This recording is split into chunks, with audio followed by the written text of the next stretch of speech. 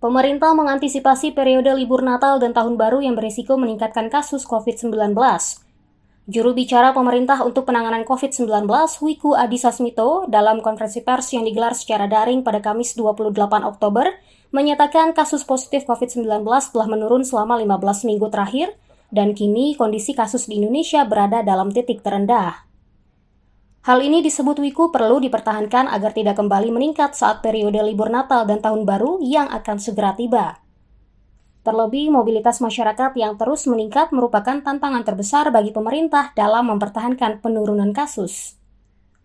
Wiku mencatat saat ini mobilitas masyarakat di pusat perbelanjaan naik 22,14%, serta naik 5,43% di taman, dan meningkat 2,86% di lokasi retail dan rekreasi. Untuk menghindari ledakan kasus saat libur Natal dan Tahun Baru, Wiku meminta pengelola fasilitas publik mengawasi penerapan protokol kesehatan pencegahan COVID-19 di wilayahnya. Apabila terdapat aktivitas sosial ekonomi yang mulai berjalan atau diuji cobakan, namun terbukti menyebabkan klaster atau kenaikan kasus, saya meminta pelaksana dan pemerintah daerah setempat untuk tegas menutup sementara dan mengevaluasi pembukaan aktivitas terkait. Masyarakat juga diminta untuk menerapkan prokes ketat dan saling mengingatkan satu sama lain saat berada di fasilitas publik.